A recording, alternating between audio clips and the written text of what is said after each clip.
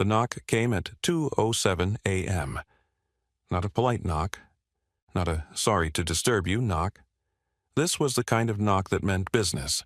Hard, insistent, the kind that wakes you from a dead sleep and makes your heart race before you're even fully conscious. I was already awake, of course. I had been awake for 3 hours, sitting in the dark of my home office watching the security feeds on my laptop, waiting for exactly this moment. The doorbell rang, then more knocking. "Police, open up." I closed the laptop, slipped it into the hidden compartment behind my bookshelf, and walked calmly to the front door. My footsteps were measured, unhurried. I had learned a long time ago that panic was the enemy of survival. I opened the door. 2 uniformed officers stood on my porch, badges gleaming in the yellow glow of the porch light. Behind them, a patrol car sat in my driveway, lights flashing silently. And behind the officers, standing on the walkway with tears streaming down her face, was my wife, Simone. She was wearing the silk robe I had bought her for our anniversary, her dark hair loose around her shoulders, her mascara running in perfect streaks down her cheeks. She looked devastated, heartbroken, like a woman whose world had just shattered. She was a remarkable actress. I had to give her that. "Mr. Weston Carrington?" The lead officer, young, maybe mid-30s, with a nameplate that read Marsh, had his hand resting on his service weapon. "That's me." "Sir, you're under arrest for fraud, embezzlement, and theft. You have the right to remain silent. Anything you say can and will be used against you in a court of law." He continued reciting my Miranda rights, but I wasn't listening. I was watching Simone. The way she dabbed at her eyes with the tissue that had been prepositioned in her robe pocket. The way she leaned against the porch railing like she might collapse at any moment. The way she glanced at me, just once, just for a second, with a look of pure triumph before resuming her performance of grief. She thought she had won. She had no idea. "Do you understand these rights as I've explained them to you?" "I do." "Turn around, please, hands behind your back." I complied. The handcuffs were cold against my wrists, a sensation I hadn't felt in 8 years, not since the last time I was arrested. That time, it had been in a warehouse in Bogotá, surrounded by men who wanted to cut me into pieces and ship me back to Washington in a body bag. These handcuffs felt almost nostalgic. "Weston?" Simone rushed forward, reaching for me, her voice cracking with perfectly calibrated anguish. "I'm so sorry. I didn't want to believe it, but the evidence—" She broke off, sobbing. "How could you do this to us, to our children?" I looked at her. Really looked at her. At the woman I had married 13 years ago, the mother of my children, the person I had trusted more than anyone else in the world. "Take care of Emmy and Felix," said quietly. "Tell them I love them." "I will." She reached out and touched my face, her fingers cold. "I'm so sorry, Weston." I didn't respond. Officer Marsh led me to the patrol car and helped me into the back seat. As we pulled away from the house, I looked through the rear window.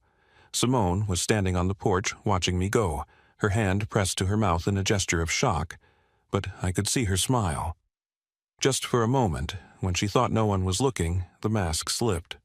Her lips curled upward, her eyes gleamed with satisfaction, and she looked like exactly what she was. A woman who had just destroyed her husband and gotten away with it. Or so she thought. The ride to the police station took 18 minutes. I spent them in silence, watching the dark streets roll by, running through the timeline in my head.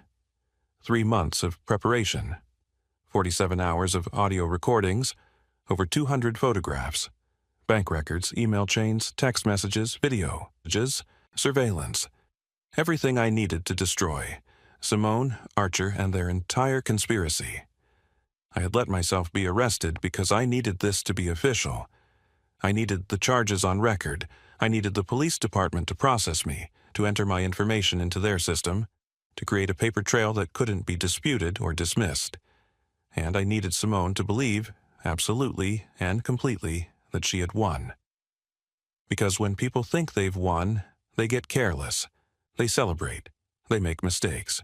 Simone was about to make the biggest mistake of her life. The station was quiet at 2:30 in the morning. A few officers at their desks, a drunk sleeping it off in a holding cell, the low hum of fluorescent lights and computer fans. Officer Marsh led me to a processing area, removed my handcuffs, and began the intake procedure. "Empty your pockets, please." I complied. Wallet, phone, keys, a handful of change. "Any weapons, sharp objects? Anything that could harm yourself or others?" "No." "Sit down over there. I need to run your information." I sat in a plastic chair against the wall while Marsh typed at his computer. He seemed bored, going through the motions of a routine arrest. Probably thought I was just another white-collar criminal, some accountant who got caught with his hand in the cookie jar. He had no idea. I watched him type in my name, my date of birth, my social security number. Watched him hit enter, watched the system start to process, and then I watched his face change. First, confusion. His brow furrowed, his head tilted slightly to the side, then surprise. His eyes widened, his fingers froze over the keyboard, then fear. His face went pale, his mouth fell open, and he pushed back from his desk like the computer had just threatened to bite him. "What the—" He leaned forward, read something on the screen, then pushed back again. "That can't be right." He typed something else. Hit enter. Read the results. His hand started to shake. "Officer?" I kept my voice calm, curious. "Is there a problem?" He didn't answer. He was already reaching for his phone, punching in numbers with trembling fingers. "Captain, it's Marsh. I need you down here now." A pause. "Yes, sir. Now." "I know what time it is. This can't wait." Another pause. "I can't explain over the phone. You need to see this yourself." He hung up. Looked at me, looked at the screen, looked at me again. "Mr. Carrington, I need to ask you to come with me." "Am I being moved to a holding cell?" "No, sir, to an interview room, and—" He hesitated, like he wasn't sure how to phrase what he wanted to say. "Would you like some coffee? Water? Anything?" Now I was officially interested. 2 minutes ago I had been a fraud suspect in handcuffs. Now I was being offered refreshments. The system had done its job. "Coffee would be nice. Black, no sugar." "Yes, sir." He led me to a small interview room, beige walls, metal table, 2 chairs, and left me, alone. The door didn't lock behind him. Through the small window, I could see him talking urgently with other officers, gesturing toward his computer, making more phone calls. I sat down and waited. Within 5 minutes, Captain Leland Grayson arrived. He was in his mid-50s, heavyset, with the tired eyes of a man who had seen too much in his 30 years on the force. He walked into the interview room without knocking, a folder in his hand, a look of absolute bewilderment on his face. "Mr. Carrington?" "That's me." He sat down across from me, set the folder on the table, and stared at me for a long moment. "I've been a cop for 32 years, he said finally. "I thought I'd seen everything. But I have never seen a file like yours." "What does my file say?" He opened the folder. I already knew what was inside. "According to our system, you are a person of interest in exactly 0 ongoing investigations. You have no criminal record, no outstanding warrants, no traffic tickets." He paused. "You also don't exist." "I don't exist?" "Your fingerprints came back flagged, level 5 classification. Access restricted to federal agencies with top-secret clearance." He looked up at me. "Do you know what level 5 means, Mr. Carrington?" "I have an idea."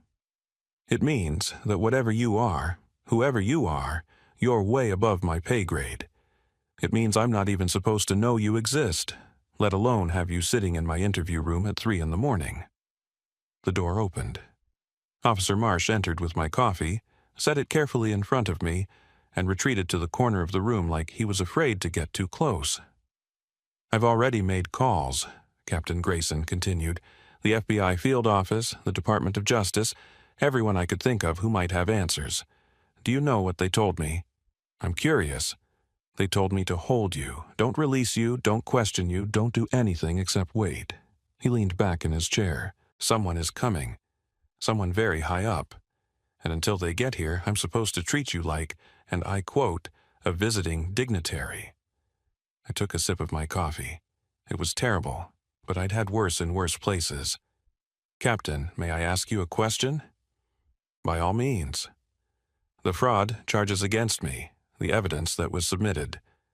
Do you know where it came from?" He flipped through the folder. "Anonymous tip. Called in yesterday afternoon. Detailed accusations, supporting documentation, victim statements, looked airtight." He paused. "Now, I'm not so sure. The tip came from my wife." Grayson's eyebrows rose. "Simone Carrington, the woman who was crying on my porch when your officers arrested me. She orchestrated the entire thing.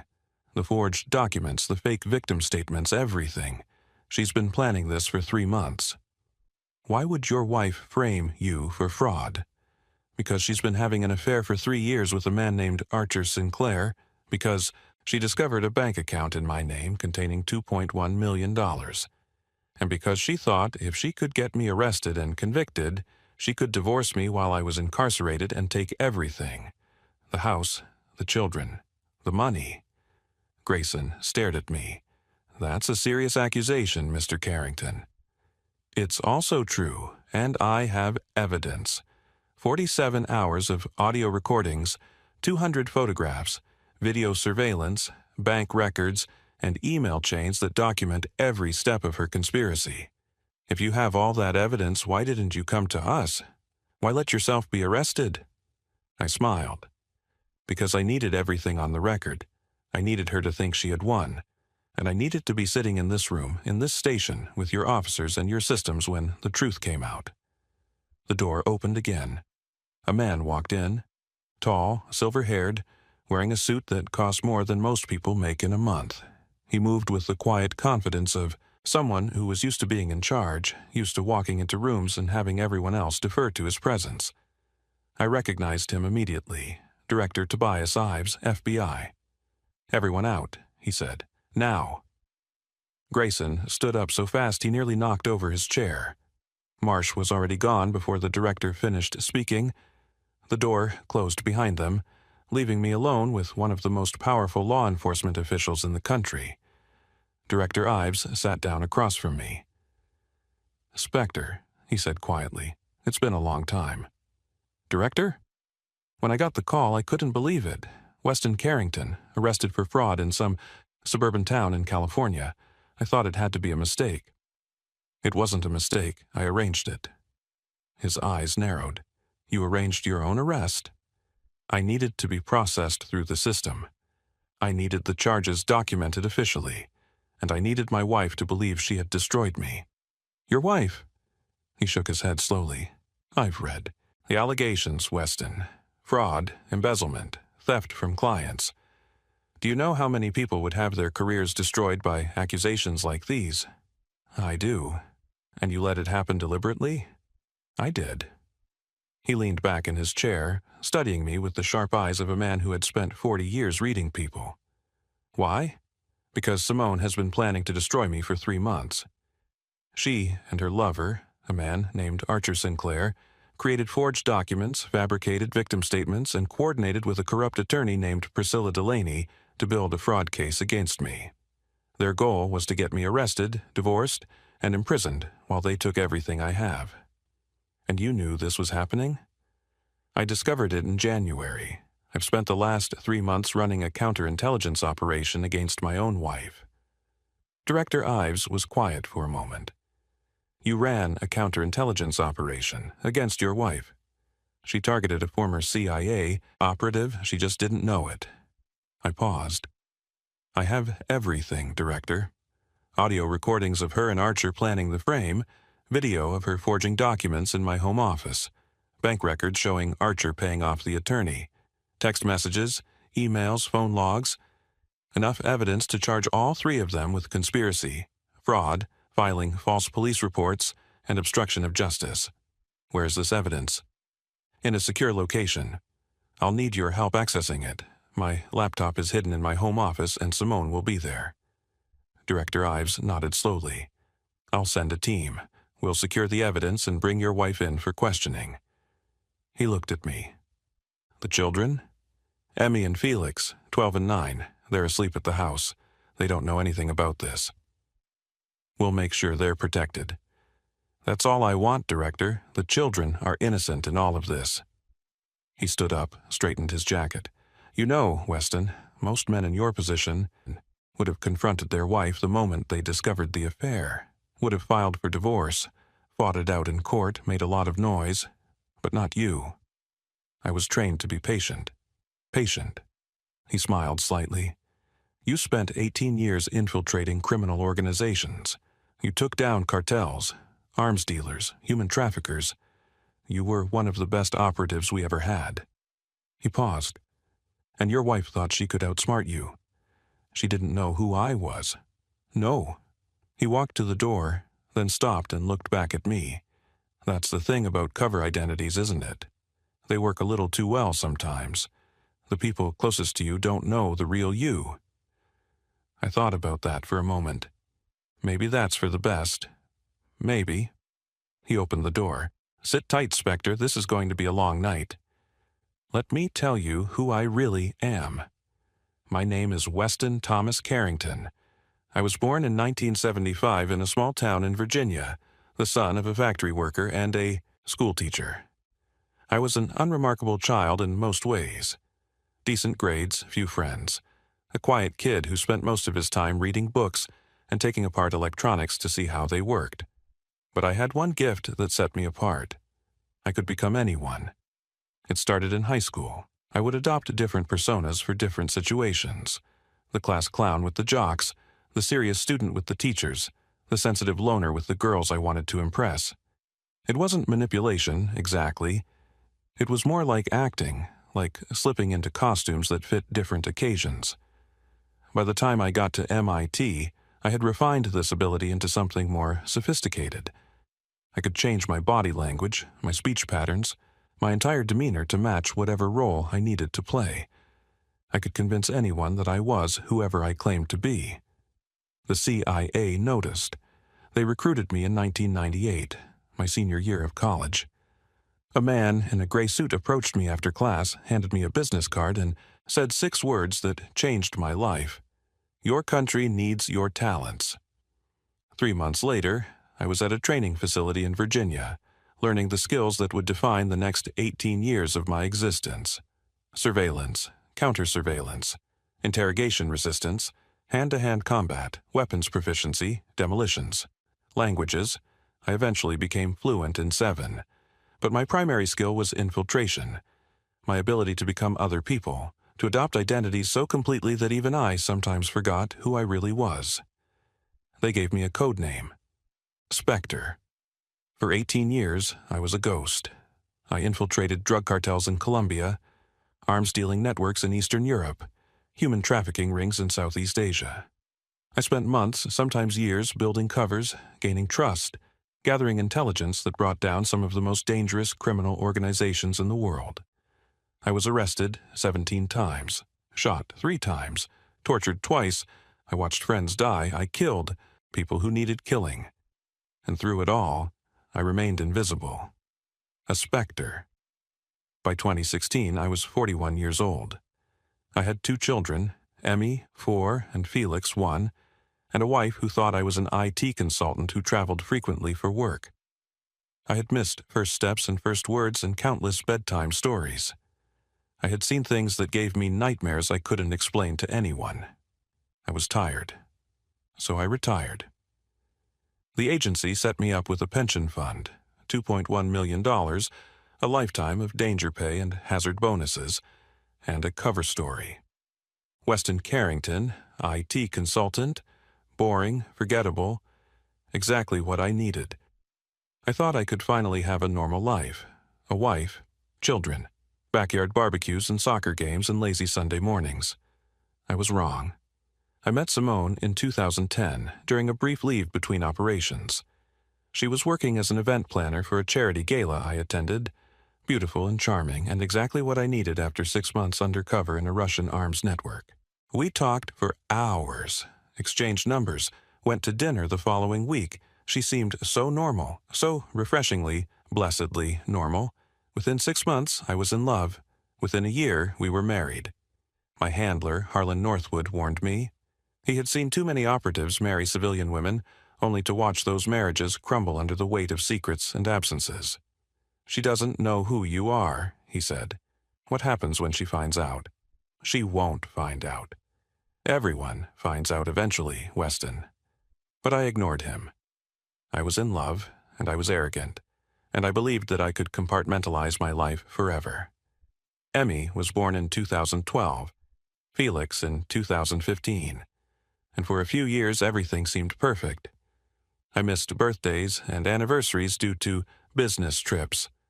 I came home with injuries I couldn't explain. I woke up screaming from nightmares about things I could never share. But Simone seemed to understand. She never pushed, never demanded answers, never questioned the inconsistencies in my stories. Looking back, I think that was the first red flag. A normal wife would have been suspicious. A normal wife would have wanted to know why her husband disappeared for weeks at a time, why he came home with bruises, why he sometimes stared at walls for hours without speaking. Simone never asked because she didn't care. She had married me for what she thought I would provide: stability, comfort, wealth. When I retired in 2016 and we moved to a modest suburban house with a modest income, the disappointment set in. She had expected more. She had expected the business trips to translate into a lavish lifestyle, not a 3-bedroom house with a Honda in the driveway. I noticed the change gradually. The sighs when she looked at her closet, the complaints about our neighbors' vacations, the way she looked at other women's jewelry with barely concealed envy. I tried to make her happy, surprised her with trips, gifts, romantic dinners, but nothing was ever enough. There was always something more she wanted, something better she deserved. By 2020, we were strangers sharing a house. We slept in the same bed but barely touched. We ate dinner together but rarely talked. The children were the only reason we still functioned as a family. I should have seen what was coming. But after 18 years of reading people, of detecting lies and hidden agendas, I had let my guard down with the one person I trusted most. That was my mistake. I discovered the affair in November 2023. It wasn't intuition that tipped me off, it was training. Old habits die hard. Even in civilian life, I found myself cataloging details, noticing patterns, filing away information that might be useful someday. And over the course of several months, the patterns started to add up. Simone's phone, always face down on the table. New passwords on her accounts, changed without explanation. Business trips that coincided with my own absences. Trips I later realized she wasn't taking at all. I installed surveillance, not on her phone, not on her computer, too obvious, too easily detected. Instead, I placed tiny cameras in the house, hidden in places she would never think to look. I monitored her movements through the GPS in her car. I set up alerts for any large withdrawals from our joint accounts. Within a week, I had confirmation. Archer Sinclair, 44 years old, wealthy businessman, old money family, the kind of man who wore expensive suits and drove expensive cars and thought he was entitled to anything he wanted, including my wife. They met at hotels. They took trips together while I was working. They exchanged gifts, messages, promises. He told her he would leave his wife. She told him she would leave me. I watched it all. For 2 months, I did nothing, just watched, gathered evidence, built a file. And then, in January 2024, I discovered something worse. Simone had found my pension fund. I don't know how. Maybe she snooped through my papers. Maybe she hired someone to look into my finances. Maybe Archer helped her. But she had discovered the $2.1 million sitting in an account she knew nothing about. She assumed I was hiding money from her. Assumed I had been stealing from clients, embezzling funds, building a secret fortune while pretending to be a modest IT consultant. She was partly right. I had been hiding money, but not stolen money, money I had earned through 18 years of risking my life for my country. Money that was mine, legally and legitimately, protected by federal law. She didn't know that. She didn't know anything about my real past, and she decided to use that money as her exit strategy. The fraud scheme was Archer's idea. I learned this from the recordings. He had experience with financial crimes, had gotten away with shady dealings for years, and he saw an opportunity. If they could frame me for fraud, I would be arrested and almost certainly convicted. While I sat in prison, Simone could divorce me, claim the house and children, and eventually discover the hidden money. They brought in Priscilla Delaney, an attorney Archer knew from previous dealings. She helped them create the framework, forged client complaints, fabricated evidence of embezzlement, a paper trail that pointed directly at me. They were thorough. I had to give them credit for that. If I had been anyone else, if I had been the mild-mannered IT consultant I pretended to be, their plan would have worked. But I wasn't anyone else. I spent 3 months preparing my counter-operation. I let them believe their plan was undetected. I continued my normal routine, went to work, came home, played with my children, slept next to my wife without ever letting her see the rage that burned inside me. I gathered evidence. Every conversation between Simone and Archer recorded. Every document she forged, photographed. Every payment Archer made to Priscilla traced. I built a case so airtight that no jury in the world would acquit them. And I waited. I waited for them to spring their trap. Waited for the anonymous tip to the police. Waited for the 2 a.m. arrest that would convince them they had won. Because I knew something they didn't. The moment they filed those false charges, they committed federal crimes. And the moment I revealed my true identity, those crimes would be investigated by agencies far more powerful than any local police department. Simone thought she was destroying a nobody. She was actually destroying herself. The FBI team arrived at my house at 4:30 a.m. I watched from a monitor in the police station as they pulled up in unmarked vehicles, surrounded the property, and knocked on the front door. Simone answered in her bathrobe, looking confused, then frightened as they explained why they were there. "Mrs. Carrington, we have a warrant to search these premises. Please step outside." "What? Why? My husband was just arrested." "This is related to that arrest. Please cooperate." They found my laptop exactly where I had hidden it. They found the surveillance equipment, the external hard drives, the backup files I'd stored in a fireproof safe in the garage. Everything was cataloged, tagged, and removed as evidence. And then they found something else. In Simone's home office, the one she thought I never entered, they discovered a stack of forged documents. Client complaints that had been fabricated on her computer. Fake invoices with my signature copied and pasted. A draft of the anonymous tip she had sent to the police.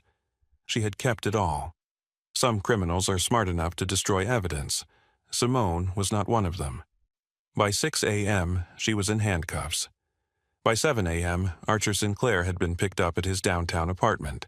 By 8 a.m., Priscilla Delaney was under arrest at her law office, surrounded by clients and colleagues who watched in horror as federal agents led her away. And by 9 a.m., I was home. Emmy and Felix were still asleep when I walked through the front door. My mother-in-law, Simone's mother, who had been called to watch the children, stood in the living room looking confused and angry. "What is happening?" she demanded. "Where is my daughter?" "In federal custody. She's been arrested for conspiracy, fraud, and filing false police reports." "That's impossible. Simone would never—" "She did. I have proof. And now she's going to face the consequences."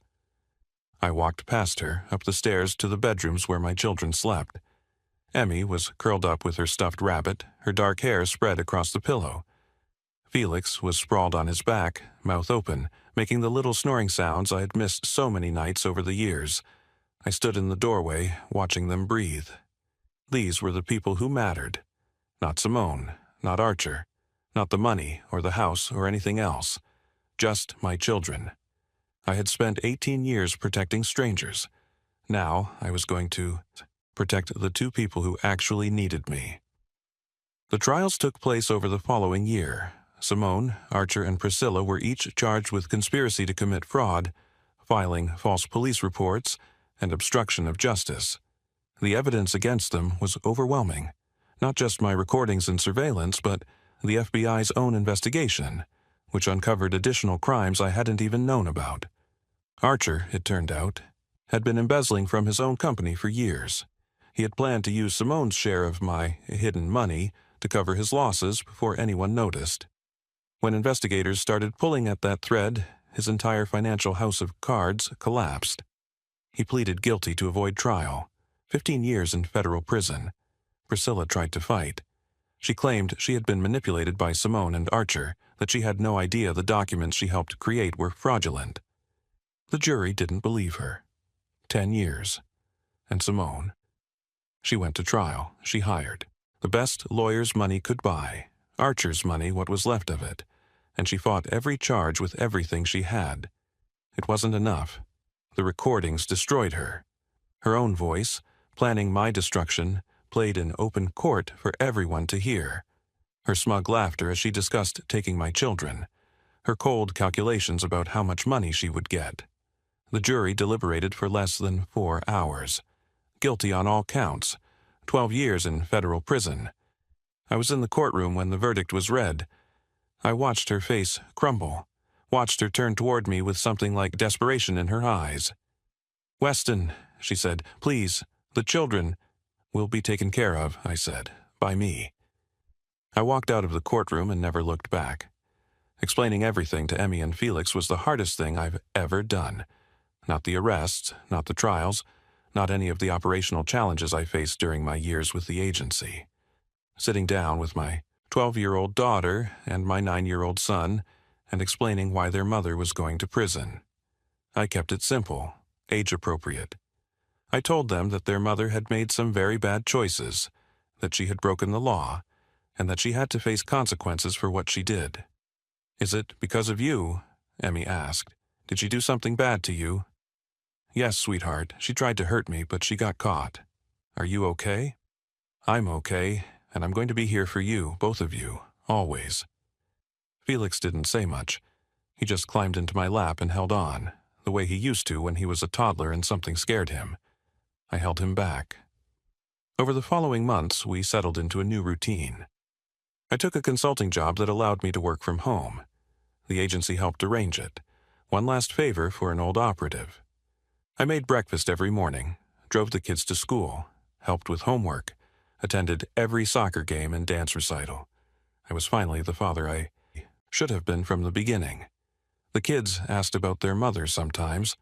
I arranged supervised phone calls, facilitated visits to the federal prison where she was housed. I didn't want them to hate her. I didn't want them to grow up with that kind of poison in their hearts. But I also didn't pretend she was innocent. When they were old enough, I showed them some of the evidence. Not the worst of it, but enough to understand that their mother had made choices with consequences. "Why did she do it?" Emmy asked me once. "Didn't she love us?" "I think she loved you," I said carefully. "But she loved money more, and she made the mistake of thinking those things were the same. They're not. No, sweetheart, they're not."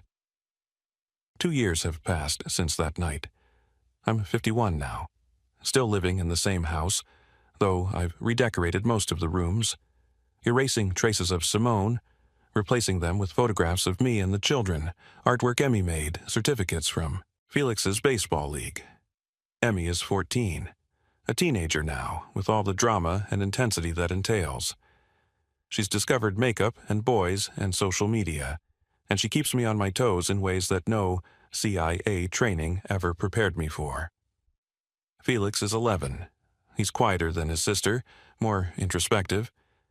He likes computers, like his father, though he doesn't know the half of it. And he's already building programs that impress his teachers. They know who I am now. Not everything, not the names of operations, not the people I've killed, not the darkest chapters of my career, but the broad strokes. They know their father was a government operative. They know he did dangerous work for a long time. They know he retired to be with them. I showed Emmy my Medal of Intelligence Merit last year. It's the highest award the CIA gives to its officers. I kept it hidden for years, but I wanted her to understand that her father's life wasn't always boring IT consulting. "You were a spy?" she asked, wide-eyed. "Something like that." "That's so cool." She paused. "Is that why Mom couldn't trick you?" "Partly, mostly, it's because I loved you and Felix too much to let anyone take you away from me." She hugged me, tight, fierce, the kind of hug she used to give when she was little. "I love you, Dad." "I love you too, sweetheart. Director Ives reached out a few months ago. The agency needs consultants," he said. "Experienced operatives who can advise on current operations without going back into the field. Good pay, flexible hours, a way to use my skills without risking my life." I told him I'd think about it. The truth is, I'm not sure I want to go back to that world, even in an advisory capacity. I spent 18 years as a ghost. I don't want to be a ghost anymore. I want to be a father, a real one, present, available, the person my children run to when they're scared or happy or confused. That's worth more than any mission. Sometimes I think about Simone, not often. Mostly I've moved past the anger and the betrayal. But occasionally, late at night, I wonder what she's doing. Whether she regrets what she did. Whether she thinks about the children she lost. She still has 7 years left on her sentence. She'll be released when Emmy is 21 and Felix is 18. By then, they'll be adults, capable of deciding for themselves whether they want a relationship with her. I won't try to influence that decision. Whatever they choose, I'll support them. But I also won't pretend that what she did was anything other than what it was, a calculated attempt to destroy me and take everything I had built. She would have watched me rot in prison. She would have turned my children against me. She would have taken my money, my home, my dignity, without a second thought. She didn't know who I was. That was her mistake. I spent 18 years learning to read people, to detect lies, to see through the masks that everyone wears. And when the woman I loved tried to destroy me, I saw through her too. I let her think she had won. I let her celebrate her victory. And then I took everything away from her, just as she had planned to take everything from me. Some people would call that revenge. I call it justice. Thank you for listening to my story. I know it sounds like something from a movie, a retired CIA operative, arrested for fraud at 2 a.m., revealing his true identity when the system flags his classified file. A wife who tried to frame her husband, not knowing he was one of the most decorated intelligence officers in American history. But it happened. Every word of it. The police knocked on my door at 2:07 a.m. They arrested me for crimes I didn't commit, and within hours they discovered that I wasn't the person my wife thought I was. "Sir, why didn't you tell us who you really are?" That's what Director Ives asked me. And the answer was simple. I needed Simone to believe she had won. I needed her to feel safe, confident, triumphant. Because that's when people make mistakes. That's when they let their guard down. She thought she was destroying a nobody. She was wrong. Now, I want to ask you something. What would you do if your spouse tried to frame you for a crime? Would you fight immediately, hire lawyers, make noise? Or would you stay quiet, gather evidence, and wait for the perfect moment to strike? Have you ever had to pretend to be weaker than you really are? Have you ever let someone think they had won, only to reveal that you were in control the entire time? Drop your answer in the comments. I read every single one. If this story moved you, hit that like button. Share it with someone who needs to hear it, especially anyone who has ever been underestimated by the people closest to them. Comment your thoughts below, and subscribe to the channel so you never miss another story. I'll see you in the next one.